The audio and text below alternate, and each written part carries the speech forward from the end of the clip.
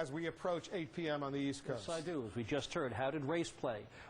Is it going to hurt Harold Ford Jr. in Tennessee? Might it help Michael Steele in Maryland? Question 2. Have Democrats found a social values issue? Embryonic stem cell research is on the ballot in that tight Senate race in Missouri. Gay marriage hurt them on the ballot in 2004. Maybe the embryonic stem cells help them. Question 3. The Lieberman factor. Is an independent going to win? Are the Netroots, the bloggers who pushed Ned Lamont and helped him win that Democratic primary, going to be happy or disappointed? And the final question, will reverse coattails doom the Pennsylvania GOP? Their Republican candidate for governor is running far, far behind. There are endangered Republican House members in Pennsylvania, just as there are in Ohio. We'll find out. And they've decided to keep in the United States Senate right now. Jeff Greenfield's got this, what we call our smart board. The Democrats have now taken, according to our projection, 3 Republican-held seats in the Senate. They still need 3 more. Where are the opportunities for them? Okay, now, with Vermont and Connecticut independents caucusing with the Democrats, we are now down to 4 Republican-held seats, of which the Democrats need 3. Let's go over them. In the state of Virginia, we've been looking at this all night, a very close race between Senator Allen and former Navy Secretary James Webb. In Tennessee, former Chattanooga Mayor Bob Corker, the Republican, narrowly leads Congressman Harold Ford Jr. In Missouri, this race is extremely close. Senator Jim Talent, I believe, is just a bit ahead with not that much of the vote in of Claire McCaskill, the state auditor, and the polls are still open. That's Missouri again, I'm sorry. The polls are still open in Montana, where Senator Conrad Burns is being challenged by the state Senate President John Tester. It's very simple, Wolf.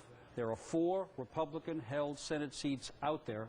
We're assuming that the other seats that aren't called or projected go as everyone assumes. Democrats have 3 in the bag. They need 3 of those 4 for the 6 to get control of the Senate. That's what we'll be watching for the rest of the night. And in 3 minutes, they're going to be closing the voting in Montana, so maybe we'll get a little bit better indication of what's going on. Let's take a look at the House of Representatives right now. All 435 seats in the House are up for election this time around, as is the case every 2 years. Right. Of the seats that have been decided, 107 to the Democrats, 88 to the Republicans. 218 is the majority. A 15-seat gain net for the Democrats is what they need. And as of now, to show you by contrast, this is the old House, 232 to 202 to 1 independent. And if we flip it, this is where we are. So we have, a couple of hundred seats left. But one thing we should mention so far, not a single Democratic incumbent House member has been defeated. And the Republicans really are hoping for no more than 4 or 5. This is the story of the night. And we're counting down to the closing 10 p.m. on the East Coast. There will be a few states that will be closing their polls at that time, and we're going to take a closer look at several of them. It's only about 2 minutes from now. In the House of Representatives, the Democrats have made a modest amount of inroads so far. It's almost 10 p.m. on the East Coast. Are you surprised that we haven't been able to project a greater number of Democratic takeovers in the House so far? Well, there are no exit polls in the House races. We haven't heard about what's happened in Ohio. We haven't heard from Pennsylvania. We haven't heard from New York State with a ton of endangered Republicans. And I think Connecticut, too. And Connecticut, where there are 3 or 4. So I think that may be a matter of vote counting. Polls, as you say, are closing in about a minute and a half. We have some questions that we may or may not get to. Here they are. Is the West turning blue or purple? A lot of endangered Republicans in what were once safe seats. Did the Rove machine sizzle or fizzle? The vaunted 72-hour turnout. We should be getting this picture from across the country. The shape of the Senate. Well, we just talked about that.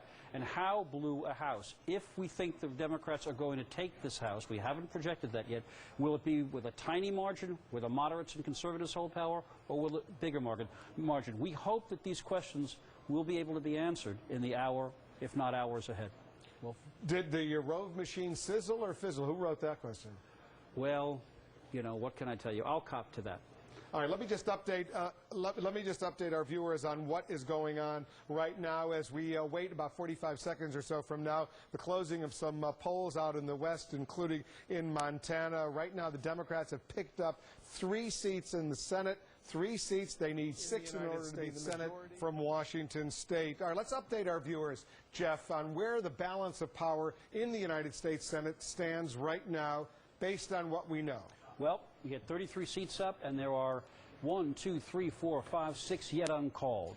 Democrats need 6 seats to win. If we give Connecticut and Vermont's independent senators, Lieberman and Sanders, to the Democrats, they now have 48. Republicans have 46. If you assume, as most people do, that when Arizona comes in, John Kyle will be reelected, that's not a certainty, that's just an assumption. And if you assume in Nevada that John Ensign will be reelected, which virtually everybody assumes, guess what you have?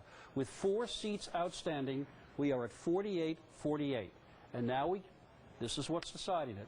We look to Tennessee, where Harold Ford Jr., the Democrat, is locked in a tight race, slightly trailing former Chattanooga Mayor Bob Corker. We look to Virginia, where incumbent Senator George Allen has, the last time I looked, an 11,000 vote lead over Jim Webb, with about 97% of the vote in. We look to Montana. We don't know what's going to happen there, where Conrad Burns is battling John Tester. And we look to Missouri, where Claire McCaskill and Senator Talent are locked in a very close race.